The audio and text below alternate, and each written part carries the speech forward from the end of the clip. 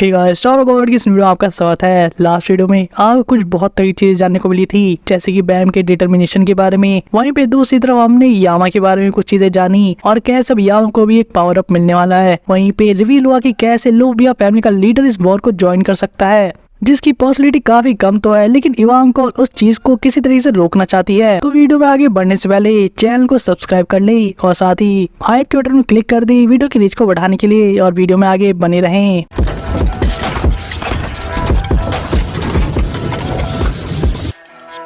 हम देखते हैं यामा और डूम को, जहाँ पे डूम ने अपने फादर की फैंग को यामा को देने के लिए उस फैंग को उसके आर पार कर दिया था। और हम नोटिस करते हैं कि डूम को भी सेकंड थॉट्स आ रहे थे, यानी कि उसे पता नहीं था कि शायद उनके फ्रेंड्स उनकी हेल्प कर भी पाएंगे या नहीं उनको फिनिश लाइन तक पहुंचाने में, क्योंकि आगे बहुत सारे प्रिजन्स बचे हुए थे। वहीं दूसरी तरफ वापस से हॉकनी को देखते हैं, जो कि कंट्रोल रूम में था और लगातार फिश को हंट कर रहा था। और ये हॉकनी की स्पेशल चीज को भी यूज करता है, जिसके वजह से सभी फिश को लगता है कि वो खाना है, जिसकी वजह से वो अट्रैक्ट होते हैं उनके ट्रैप में, जहाँ क्रैब भी चीज को नोटिस कर लेता है। लेकिन क्रैब जैसी कोई एक्शन लेता, हम देखते रैक को, जो कि अपनी स्पेयर को थ्रो करता है क्रैब की तरफ, जिसकी वजह से उसका डिस्ट्रैक्शन दूसरी तरफ हो जाता है। और जब क्रैब नोटिस करता है कि रियलिटी में क्रैब को तो पटकाया जा रहा था दूसरी डायरेक्शन में, जबकि रैक ने किसी और फिश के ऊपर अटैक किया था। एंड ऑब्वियसली रैक का निशाना चूकने वाला तो बिल्कुल नहीं है। जहाँ एक तरफ हॉकनी काफी ज्यादा खुश था, वही भी क्रैब को समझ नहीं आ रहा था कि आखिर ये लोग इतना अच्छा कैसे हो सकते हैं इस गेम के अंदर। यहाँ तक कि उसे ऐसा फील हो रहा था कि भला किसी को ऐसा कैसे पता हो सकता है कौन सी फिश एडवांस में कहाँ होगी।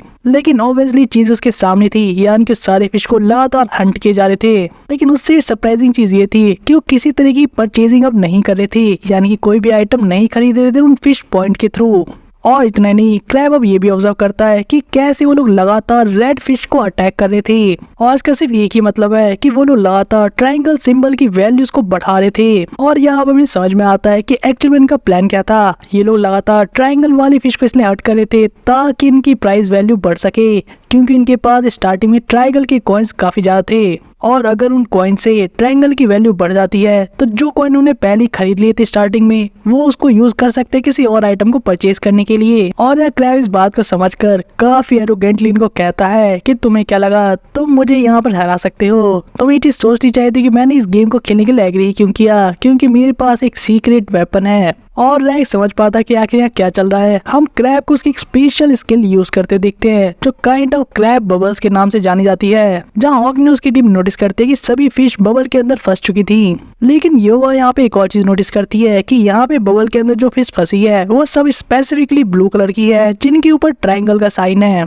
जहाँ क्रैब इनकी रिएक्शन देखकर इनका मजाक उड़ाता है और कहता है तुम्हें क्या लगा कि मैं तुम्हारे छोटे से प्लान को समझ नहीं पाऊंगा कि तुम कैसे ट्रायंगल की वैल्यूज बढ़ाना चाह रहे हो। और अगली पल हम देखते हैं उस सारे बबल को ब्रश होते हुए, यानी उसके साथ ही सारी फिश भी एक साथ खत्म हो जाती है, जिनके ऊपर भी ट्रायंगल का साइन था। और उसके रिजल्ट में हम सभी देखते हैं कि कैसे जो ट्रायंगल की वैल्यू है उसके अंदर काफी ड्रास्टिकली चेंजेस आते हैं। जहाँ एक तरफ क्रैब को हम काफी खुश देखते हैं कि उसका मानना था कि उसकी इस टेक्निक की वजह से जितने भी ट्रायंगल की वैल्यूज हैं वो एकदम ज्यादा गिर चुकी होंगी और अब ये लोग कुछ ही परचेज नहीं कर पाएंगे। लेकिन तभी सरप्राइजिंगली हॉक ने क्रैब को देखकर पूछता है कि तुम्हें क्या लग रहा था कि हमने सारे ट्रायंगल्स को खरीदा था, है ना। लेकिन हमें रिवील किया जाता है कि इन लोगों ने अपने वो 50 पॉइंट को यूज ही नहीं किया था। और ये बात सुनकर तो क्रैब को चक्कर से ही आ जाते हैं कि आखिर उनके पास ये ट्रायंगल्स थे ही नहीं, तो उसकी प्राइस लगातार बढ़ा क्यों रहे थे। और क्योंकि क्रैब ने सारे ट्रायंगल फिश को खत्म कर दिया था और ट्रायंगल की वैल्यू काफी कम थी, तो उन्होंने काफी सस्ते में ट्रायंगल के सिंबल को काफी ज्यादा अमाउंट में खरीद लिया था। जहाँ क्रैब को तो अब समझ में आया कि उसे रियलिटी में ट्रैप में फंसाया जा रहा था।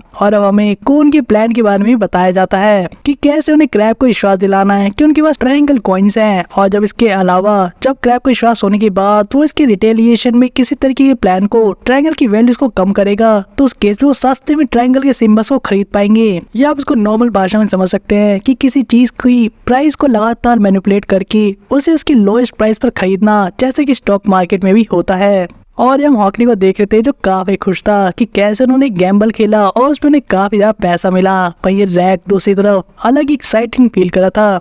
उसका कहना था कि नॉर्मल हंटिंग से काफी डिफरेंट फील हो रहा है, शायद इसलिए लोग कहते हैं कि पैसा अलग ही लेवल का नशा दे सकता है, यानी कि मनी इज वेरी एडिक्टिव। यहाँ तक कि ऑग्नी और रैक तो रिच होने पे काफी खुश भी थे, जो कि सेलिब्रेट भी करते हैं। और यहाँ पे उनको चेस करते हुए देखते हैं कौन के लिए, जो कि मास्टर कॉर्न आर्टिस्ट है, जिसने मार्केट मैनिपुलेशन से यहाँ पे उनको रिच बना दिया। जो सारी हंसी मजाक की चीज तो चलती रहेंगी, लेकिन इसके आगे हम देखते हैं हॉकनी को डिसीजन लेते हुए, यानी कि वो इसे परचेज क्या करेगा। जहाँ उस पे सबसे पहले ऑप्शन में था एलिमिनेट ऑल प्रिजन्स, यानी कि फील्ड में से जितने भी प्रिजन है वो गायब हो जाएंगे। लेकिन इसमें एक कैच था, यहाँ पे ज्यादातर प्रिजन तो गायब हो जाएंगे, लेकिन जो कुछ स्पेशल प्रिजन्स है उनको गायब नहीं किया सकता इसके थ्रू। लेकिन फिर भी यामा यहाँ पे आगे की तरफ बढ़ सकता है। इस बात को सुन के हम रैक को देखते हैं, जो कि पैसों से नहा रहा था और कह रहा था कि हम वैसे भी काफी रिच है, तो कौन सोचेगा इन सब चीजों के बारे में, जो खरीदना है खरीद लो। जहाँ हम देखते इस बार इस चीज को लगातार यूज करते हुए भी, यानी कि सारे प्रिजन्स को एलिमिनेट कर दिया जाता है।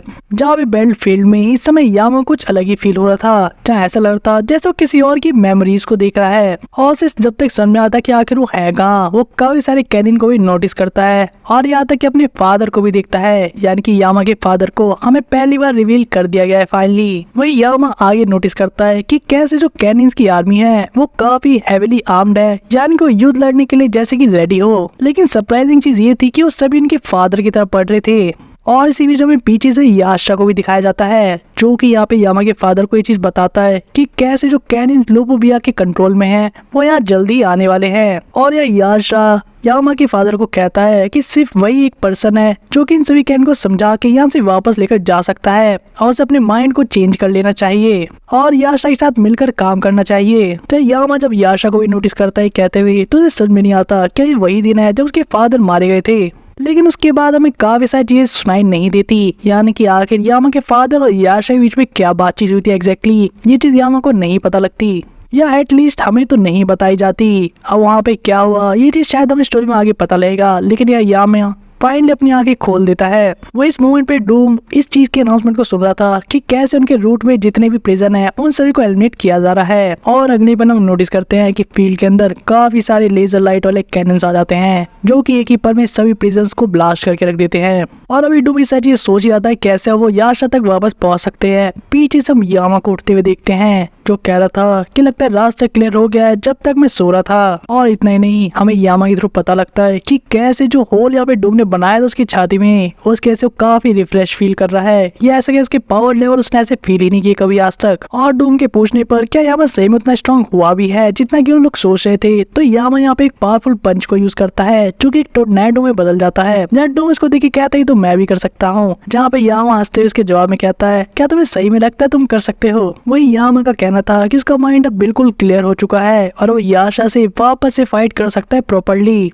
वही दूसरी तरफ याशा ये सारी चीजें स्क्रीन पर देख रहा था। वही दूसरी तरफ वाइट को भी दिखाया जाता है, जो कि अब अगली शिप पर जाने वाला था। सिर्फ 2 मिनट रह गए थे उसके टर्न आने में, लेकिन वाइट को हम काफी एक्साइटेड देखते हैं कि उसके मन में बस ये फीलिंग थी कैसे अपने फादर जैसे किसी बंदे को बिल्कुल करप्ट होते हुए देख सकता है, किसी को चेंज होते हुए, जिसको उसने अपनी लाइफ टाइम में कभी चेंज होते हुए नहीं देखा था अपने फादर के अंदर। और जहाँ इसके दूसरी तरफ ही जंपिंग पैड पर वाइट रेडी था और 10 सेकंड बचे थे, और दूसरी तरफ हम बैम को बैठे हुए देखते हैं जो कि रेडी था अपने सबसे खतरनाक एनिमी को फेस टू फेस लड़ने के लिए। वही जब सीन शिफ्ट होता है और हमें अब कालावान को भी दिखाया जाता है, जो कि ये चीज पूछ रहा था कुछ टाइम पहले क्या कि जंप पैड को यूज कैसे करते हैं। और वो बिल्कुल फिनिश लाइन के पास था, लेकिन उसकी एक रिक्वायरमेंट थी कि उसके पास कोई एक हेल्पर होना चाहिए जो कि कैट टावर से आया उसकी हेल्प करने के लिए। और यहाँ पर अनाउंसर से वार्न भी कर रहा था कि शायद वो फिनिश लाइन क्रॉस करने के बाद सीधे ल्यूबरी तक पहुंच जरूर सकता है, लेकिन उसे फाइट करना मिलिट्री लॉ या फिर कोड की वायलेशन है। जहाँ पे कारण का कहना था कि ऑब्वियसली वो ट्रीजन नहीं कर रहा, यानी कि आर्मी से गद्दारी नहीं कर रहा, बल्कि वो तो सिर्फ ल्यूबरी को सबक सिखाना चाहता है, उसकी रिस्पॉन्सिबिलिटी से याद दिलाना चाहता है। और यहाँ पर उसकी हेल्प के लिए सिर्फ चियोन आ सकती थी, जो कि इस समय कैट टावर में थी। और यहाँ कालावान स्क्रीन की तरफ देख के कहता है कि ल्यूब्रिक से मिलने के लिए वेट कर रहा है, जहाँ सेम टाइम पर ल्यूब्रिक भी स्क्रीन पर कालावान को देख रहा था। और उसका कहना था काफी बुरा हो रहा है कि कालावान जैसा पावरफुल इंसान इस चीज को नहीं देख पा रहा कि ग्रेटर कॉज के लिए क्या क्या करना पड़ता है। और ल्यूब्रिक के अकॉर्डिंग जो ग्रेट मैन है जो कि इनको लीड करता है, उसके इच्छा अनुसार यहाँ पे सारी चीजें हो रही हैं, और कालावान चाहकर भी कुछ बदल नहीं सकता, चाहे वो यहाँ आए क्यों ना जाए। और अगर ल्यूब्रिक की माने तो उस पर्सन के कंपैरिजन में ये लोग कुछ भी नहीं है। जब हमें फाइनली वो अजीब से पोर्टल को भी दिखाया जाता है जहाँ पर 10 सेकंड बचे थे। वहीं दूसरी तरफ बैम के साइड भी पोर्टल स्टार्ट हो चुका था और फाइनली वहाँ पे वाइट को हम टेलीपोर्ट होते हुए देखते हैं, जिसको आते हुए देखकर बैम यहाँ पे उठ खड़ा होता है, रेडी हो जाता है फाइट के लिए। जहाँ पे वाइट उसे देखकर खुश होते हुए कहता है, जैसा कि मैंने एक्सपेक्ट किया था तुमसे, तुम बिल्कुल मेरे लिए यहाँ वेट कर रहे हो। और उसके बाद वाइट का पहला क्वेश्चन जो बैम के लिए था वो ये था, क्या तुम जानना चाहते हो कि तुम्हारे टीममेट्स कैसा फील कर रहे हैं जो कि इससे मेरी बेली में है। लेकिन बैम का कहना था कि उसे इस तरह के कोई वर्ड नहीं कहने किसी डेविल से। उसके जस्ट बाद ही हम बैम के मार्शल अटैक को होते हुए देखते हैं, जहाँ बैम सीधे वाइट के ऊपर अटैक कर देता है हेड टू हेड और उसको काउंटर करने के लिए वाइट अपनी वाइट स्वॉर्ड का यूज करता है। इन दोनों की फाइटिंग बिल्कुल फियर्स तरीके से स्टार्ट होती है, यानी कि एकदम खतरनाक और टॉप नॉच। जहाँ पे बैम चिल्लाते हुए कह रहा था कि वो फाइनली इन दोनों के बैड रिलेशनशिप को यहीं पे आज खत्म करके रहेगा। जब वाइट बैम के रिएक्शन को देख के काफी खुश हो रहा था, क्योंकि उसे पता था कि बैम का गुस्सा अब सही में फूट कर बाहर आ रहा है और उसकी नफरत भी जो कि वाइट ने तैयार की थी अपने लिए। और यहाँ पर हम एक और चीज नोटिस करते हैं और वो ये थी कि वाइट जब यहाँ पे लगातार काउंटर कर रहा था बैम के अटैक्स को, तो नोटिस करता है बीच में छोटी सी ब्राइट लाइट को, जैसे कि उसने उनके टेलीपोर्ट होते टाइम भी देखी थी। और सबसे सरप्राइजिंग चीज ये थी कि जो लाइटनिंग पावर थी ये वाइट को भी हर्ट करी थी। और इसी बीच यहाँ पे वाइट ये भी नोटिस कर लेता है कि कैसे बैम उस वाइट शॉट को भी ब्लॉक कर पा रहा अपने हाथों से, जिसकी वजह से वाइट को और भी अपनी सोल पावर्स का यूज करना पड़ता है ताकि इसकी शॉट ज्यादा इफेक्टिव हो बैम की तरफ। लेकिन लगातार स्लैशेस देने के बाद भी बैम उसे एक एक करके लगातार डॉज कर रहा था, और चाहे वाइट की स्लैश कितनी भी क्लियर क्यों ना हो, वो बैम को हिट नहीं कर पा रहे थे इस बार। जब फाइनली वाइट यहाँ पे अपने रॉयल स्वॉर्ड को भी यूज करता है, जहाँ पे हमें पता लगता है कि उसकी रॉयल स्वॉर्ड को किसी भी एंगल से डॉज करना बिल्कुल नामुमकिन है अगर यहाँ पे वाइट इस तरह से अटैक करे तो, जैसा कि होते हम देखते भी हैं। लेकिन तभी यहाँ पे बैम जिसने उस अटैक को झेला तो था, वाइट को कहता है कि तुम्हें भी ये चीज याद रखनी चाहिए कि मेरा अटैक भी बिल्कुल वैसा ही है जिसे कोई डॉज नहीं कर सकता। और हम वाइट के ठीक पीछे एक वाइट ऑर्ब को देखते हैं और उसे पता तक नहीं लगा था कि आखिर ऑर्ब के ठीक पीछे कब क्रिएट हुआ। और के अगले पल, जैसा कि कोई भी एक्सपेक्ट कर सकता है, यहाँ से एक सिंशु ब्रश निकलता है जो सीधे के सीधे वाइट को हिट करता है। जहाँ दूसरी तरफ से बैम भी अपने मार्शल आर्ट का यूज करके सीधे वाइट को अटैक करता है, कहते हुए डाई यू बास्टर्ड। वही अब कैट टावर के अंदर में दिखाया जाता है उसी डिवीजन कमांडर को जो सबसे पावरफुल है इन सभी में, जो कि अब इस मैप बॉस से फाइट कर रहा था, यानी हाइब्रिडर से, जिसका सामना बैम को करना चाहिए था। जिस गेम को चलाने वाला बंदा सारे कैमरास को देख रहा था कि आखिर कैट टावर के अंदर से किसने उस प्रिजनर को रिलीज किया। और इतना ही नहीं, हमें ये चीज भी बताई जाती है कि कैसे जो हाइब्रिडर था वो एक गिफ्ट था जो कि खुद लॉर्ड जहाद ने याशो को दिया था, जो कि एक टेस्ट मॉडल या ऐसा क्या प्रोटोटाइप है। और वो लोग यहाँ पे गेमों से यूज भी सिर्फ इसलिए कर रहे थे क्योंकि उन्हें पता था कि जैसे ही प्रिजनर से बाहर अपने एनिमी को हराता तो ये वापस से प्रिजनर के अंदर वापस चले जाता ऑटोमेटिकली एडमिनिस्ट्रेटर के रूल के वजह से। लेकिन यहाँ पे अपने प्रिजन से आजाद हो गया और एक बार जेल से बाहर आने के बाद इसको कोई भी फोर्सफुली अंदर बंद नहीं कर सकता, खासकर यास्ट्रॉन लो के लेवल पे। वही कैट टावर के अंदर डिवीजन कमांडर और इस खतरनाक मॉन्स्टर जो कि लॉर्ड जहाद का एक टेस्ट प्रोडक्ट था, इन दोनों को हम फाइट करते हुए देखते हैं। जहाँ इस डिवीजन कमांडर की पावर्स काफी डिफरेंट थी बाकी लोगों से जो भी हमने अभी तक देखी है, जहाँ उसके अलग ही तरीके की पाश को हम देखते हैं जो कि सारी तरफ से इस मॉन्स्टर को कैप्चर करके एक ही बार में ब्लास्ट कर देता है। और इतना ही नहीं, हमें यही पता लगता है कि कैसे अगर इस मिशन को ये बंदा पूरा कर लेता है तो इसको एक ऑफिशियल मेंबर बना दिया जाएगा जहाद फोर्सेस में। लेकिन इससे पहले कि उस चूहे को पकड़ पाता, वो मॉन्स्टर वापस से रिक्रिएट हो जाता है या ऐसा कह रीअसेंबल हो जाता है। और इन दोनों फाइट का कोई एंड नहीं दिखता क्योंकि लगातार जितने बार भी उसे डिस्ट्रॉय किया जाए वो मॉन्स्टर वापस से रीअसेंबल हो जाता है। वहीं दूसरी तरफ में डिवीजन कमांडर हाको भी दिखाया जाता है, यानी कि जून हाको, जिसके सामने एक दूसरी डिवीजन कमांडर थी जो कि सेम हाफ फैमिली से बिलोंग करती है। और यहाँ पे हम इन दोनों की फाइट को भी देखने वाले हैं, जहाँ सेम टाइम पर बैम वर्सेस फाइट भी चल रहा था। लेकिन जैसे जैसे फाइट आगे बढ़ रही थी हम लगातार देख रहे थे कि वाइट अपनी शॉट का यूज करके बैम को लगातार छोटे छोटे कट दे रहा था जो कि काफी पेनफुल थे। और कितनी बार बैम इतनी क्लोज रेंज से बचा है कि उसकी गर्दन बस हटने वाली थी उस शॉट के स्लैश की वजह से। जहाँ उसको ब्लॉक करने के लिए यहाँ पे बैम भी अपनी एक शॉट जैसी चीज क्रिएट क्रिएट करता है ताकि उसे ब्लॉक कर सके। और यह वाइट को चीज काफी इंसल्टिंग लगती है और वाइट बैम को क्लियर कर देता है कि उसे इस तरह की फ्लैपी और चीप ट्रिक्स यूज नहीं करनी चाहिए। लेकिन बैम का कहना था कि वाइट को अपना मुंह खोलने से ज्यादा वाइट के ऊपर फोकस रखना चाहिए। जैसे अगले बाद ही वाइट इतना सीरियस होकर एक स्लैश मारता है कि बैम की गर्दन उड़ते उड़ते बसती है। और इस पॉइंट तक तो बैम का सारा स्टेमिना भी खत्म हो चुका था, जहाँ वो और ज्यादा डॉज नहीं कर सकता था और इसलिए उसे फाइनली अटैक करना था एक पंच के थ्रू सीधे वाइट की बॉडी पर, जहाँ पे वाइट को फील होता कि कैसे बैम के जितने अटैक्स हैं वो हर एक अटैक के बाद स्ट्रॉन्ग होते जा रहे हैं। वहीं दूसरी तरफ बैम वन शॉट के साथ इस फाइट को एंड करना चाहता था और बैम के दिमाग में बस एक ही बात चल रही थी जो कि लूप में बार बार उसके दिमाग में आ रही थी, कितने ग्रेटेस्ट एनिमी के सामने उसे वो करेज चाहिए ताकि वो एक अटैक को ब्लॉक कर सके और एक single largest attack close range में, जैसा कि बैम करता भी है। जहाँ अटैक होने से ठीक पहले बैम अपने रिवर्स फ्लो कंट्रोल का यूज करता है, यानी कि वाइट को फ्रीज करने की कोशिश, और उसके वाटर ड्रैगन पावर से वो क्रिएट करता है एक ऑलमोस्ट इनफाइनाइट शिनशु ब्लैक होल स्फीयर और उसमें से निकली सारी एनर्जी को एक मूव के अंदर ले आता है, जहाँ हमें देखने को मिलती है वापस से ट्रांसेंडेंटल स्किल स्टारडस्ट। और इस सारी शिनशु एनर्जी ऊपर से नीचे गिरती है किसी मीटियोर शावर की तरह, जो दिखने में काफी ब्यूटीफुल लगता है। और इस अटैक के आफ्टर मैथ को भी हम जब देखते हैं जहाँ पे बैम का हाथ वाइट की बॉडी पर था और बैम देखकर सरप्राइज हो जाता है कि कैसे वाइट के हाथ से उसकी शॉट छूट चुकी है और बैम को विश्वास नहीं उठता कि उसका अटैक शायद काम कर गया। लेकिन यहाँ पे वाइट जो कि अभी जमीन की तरफ देख रहा था बैम को कहता है कि सही में काफी इम्प्रेसिव है और जो उसे फील हुआ, यानी कि जो हर्ट हो इस अटैक की वजह से, वो बिल्कुल डेथ जैसी फीलिंग उसे दे रहा था। और वाइट यहाँ पे कहता है कि अगर तुम सही में इस स्ट्रेंथ तक जाने की कोशिश कर रहे हो तो मुझे भी अपने आप को स्टेप अप करना होगा, यानी कि अपने गेम को और अलग लेवल पर लेके जाना होगा।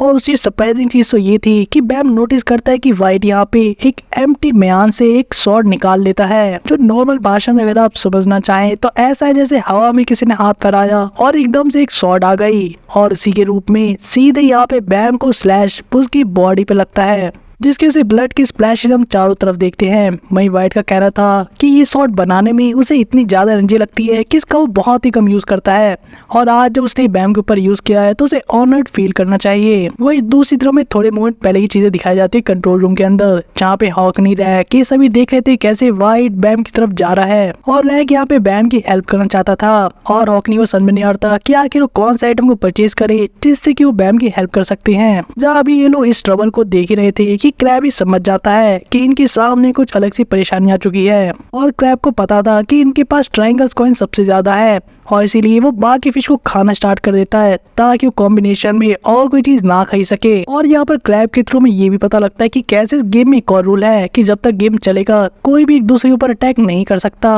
और अगर ऐसा होता है तो इस केस में दूसरा पर्सन काफी ज्यादा पावर का यूज करके अपने अपोनेंट के ऊपर अटैक कर सकता है, जो रूल इस क्रैब ने नहीं बताया। और क्योंकि रैक ने गेम स्टार्ट होने से पहले उसके ऊपर अटैक किया था तो सेम पावर का यूज करके ये क्रैब इनके ऊपर अटैक कर सकता है, जिस रूल के बारे में ये लोग अनअवेयर है। और यहाँ क्रैब वो चीज करता भी है जहाँ पे हॉकनी और बाकी लोग सोच रहे थे कि आखिर किसके ऊपर अटैक करेगा, वही नहीं समझने में थोड़ी सी देर हो जाती है कि इस बार टारगेट कोई फिश नहीं बल्कि ये लोग खुद हैं। वही यामा की बैटलफील्ड में ये लोग सिर्फ एक टर्न दूर थे फिनिश लाइन से और यहाँ यामा सजेस्ट करता है कि उन्हें थोड़ी देर तक यार रेस्ट करना चाहिए जब तक कि टाइम नहीं होता। डूम ओब्वियसली इस आइडिया से ज्यादा कंफर्टेबल फील नहीं कर रहा था कि आखिर दुश्मन की टेरिटरी में इतने खतरनाक गेम के बीच में मतलब कौन सोना चाहता है। लेकिन यहाँ पे यामा को देखकर उसे याद आता है कि कैसे किंग यामा यानी कि लॉर्ड यामा वापस लौट चुका है, जो बिल्कुल काम और कंपोज रहता है पूरे टाइम। और डूम को ये कॉन्फिडेंस देख के लग रहा था कि शायद वो इस बार जीत पाए। वही वाइट वर्सेस बैम की फील्ड में बैम यहाँ अपने घुटनों पर आ चुका था और जो अटैक अभी वाइट ने किया था उसके बाद बैम की बॉडी हिलने तक का नाम नहीं ले रही थी और वाइट अपनी स्वॉर्ड के साथ रेडी था नेक्स्ट अटैक करने के लिए।